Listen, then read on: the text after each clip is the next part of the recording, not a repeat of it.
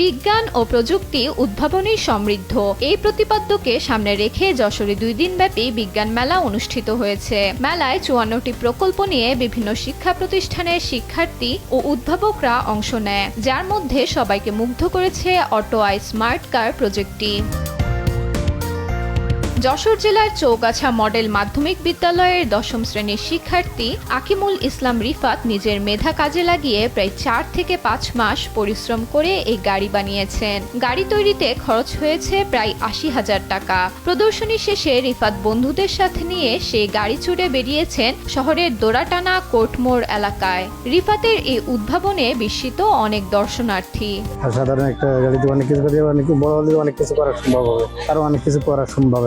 তার এই আবিষ্কারটির জন্য তার সাহায্যের প্রয়োজন, কিন্তু সরকার থেকে যদি তাকে আর্থিক সহযোগিতা করে তাহলে সে আরো অনেক দূরে এগিয়ে যেতে পারে। আমরা যদি এই হিডেন ট্যালেন্টটাকে বের করে আনতে পারি তাহলে দেশের কিন্তু অনেক উন্নতি হবে। স্মার্ট কারটি বাজারে আনা গেলে হাজারো প্রতিবন্ধীর চলাচল সহজ হবে বলে বিশ্বাস রিফাতের। আমার গাড়িটির নাম অটোআই স্মার্ট কার। আর এটি আমি তৈরি করেছি শারীরিক বিভাগে শিশুদের যাতে যাতায়াতটা সে সম্পূর্ণভাবে করতে পারে। আমার উদ্দেশ্যটা এটা। আমি গাড়িটিতে বেশ কিছু ফিউচার অ্যাটাচ করেছি, যে সকল শারীরিক শিশুদের এখান থেকে হাত নাই, পা নাই, দুই পা নাই, কোনো কিছু নাই, এমনকি আপনার ঘাড় মাথা কথাও বলতে পারে না, তা কিন্তু গাড়িটা চালাতে পারবে। আমার প্রায় 70 থেকে 80,000 টাকা এখনো পর্যন্ত খরচ হয়েছে।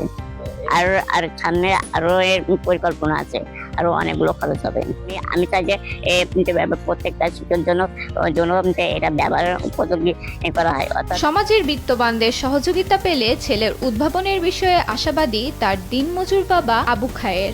আমার এই ছেলে, আপনারা তো সবাই জানেন যে ও একজন প্রতিবন্ধী মানুষ, এবং দেখা যাচ্ছে যে একটা পার্স কিনলো সেটা ওর সাথে কিনলো না, সেটা বাদ। এইভাবে অনেক টাকা নষ্ট হয়, কিন্তু আসলে ওর মূল পক্ষে যে চাহিদা, ওই চাহিদাটা সম্পূর্ণ করা আমার দ্বারাই অসম্ভব হয়ে যায়। যারা বড় বড় ব্যবসায়িক আছে, শিল্পপতি আছে, তারা যদি একটু সহযোগিতা করে তাহলে ওর জন্য অনেকটা সুবিধা।